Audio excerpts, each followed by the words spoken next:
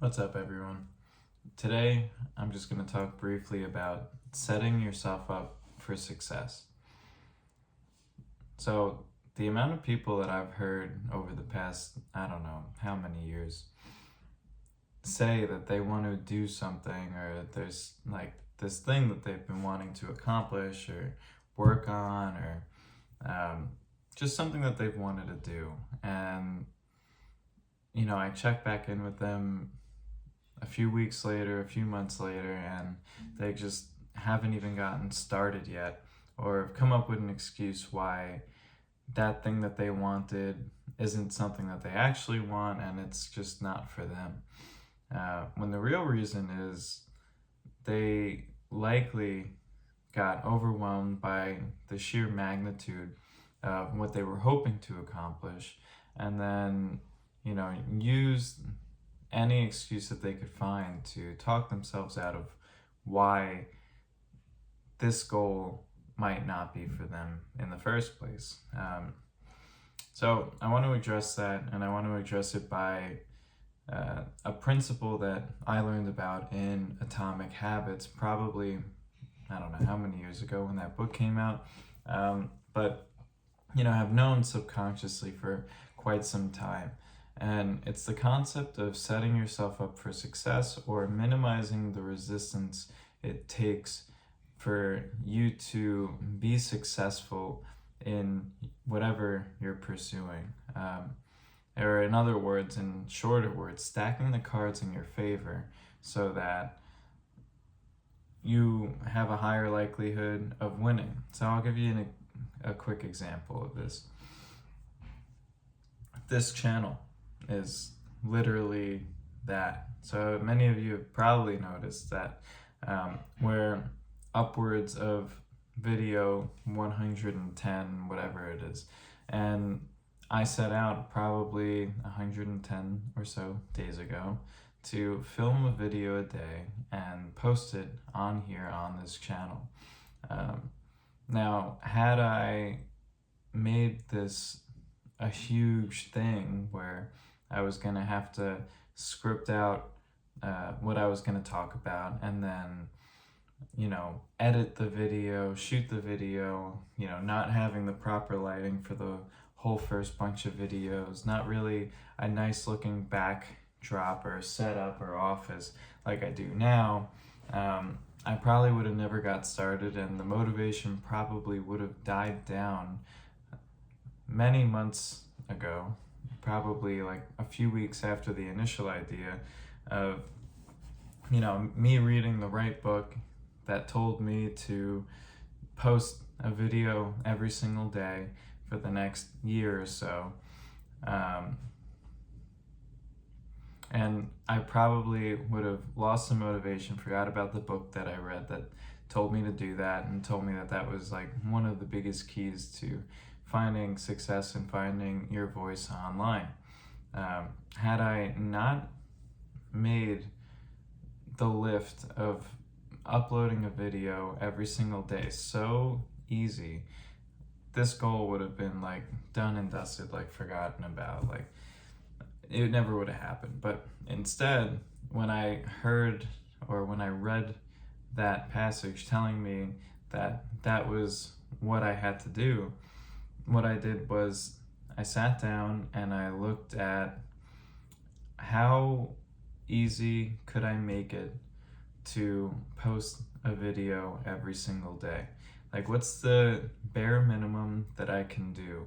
And it turned out that, and I've actually settled on this and still do it in this very video, the bare minimum that I could apparently do was get a little tripod, set up my phone, and literally speak just to my phone on this tripod in my office for 5, 10, 15 minutes, whatever it ends up being that day, about literally anything, trying to relate it to triathlon training as much as possible, shoot that video, and then upload it to YouTube with just a very exact, bare bones title, no thumbnail, no description, really nothing, and just get it uploaded. And I still do it.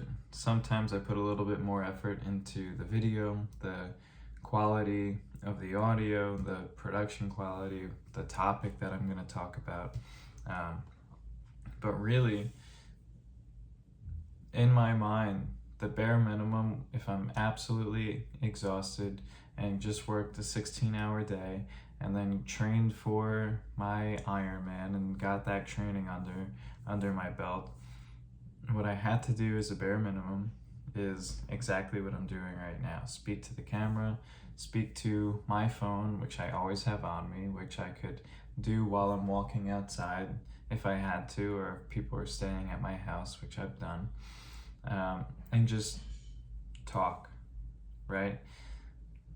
Now, that's the opposite approach that a lot of people will take. What they'll do is they'll try to find all the gear that they could possibly buy, figure out that cameras are expensive, that microphones might be expensive, that editing software might take a lot of learning and time to figure out, and just never get started, never start posting, and really stop their goal or their dream before they even take the first bunch of steps.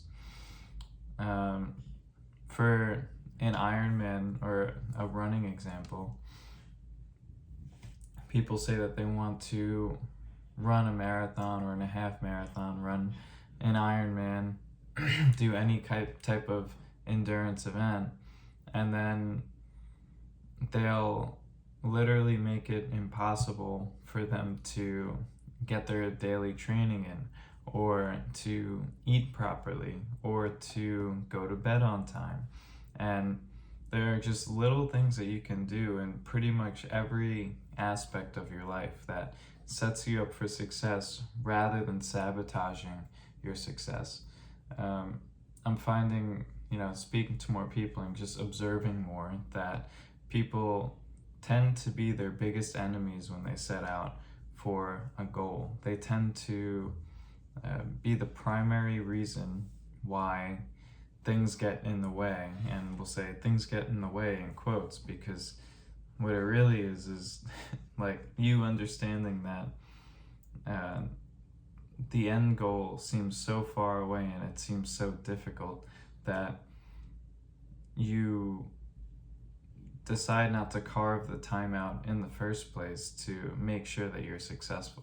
Like, if I'm getting into running and I really want to run in the morning, I would realistically set an alarm on my phone or on an alarm clock or whatever and keep it across the room so that I had to stand up to shut my alarm off. That's one thing I would do to set myself up for success in that regard. Then I would make sure that all my running clothes and everything are out the night before, so I don't have the excuse of saying, well, I didn't have anything to wear, so I just decided to go back to bed. It's like the little things like that that stack up and add to your success. Not keeping garbage in your cabinets and in your closets, like not having, high sugar beverages in your fridge, making it easier to choose healthy options when you get home from work and you're tired and you don't want to cook.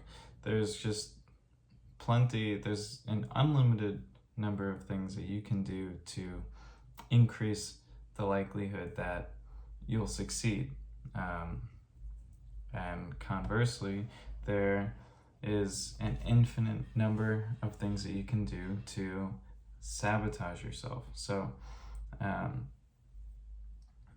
that's the biggest takeaway that I want anyone listening to get from listening to this video, that in order to succeed at a big goal, you really have to be mindful of anywhere that you may be self-sabotaging, and look for any opportunity that you can to set yourself up for success.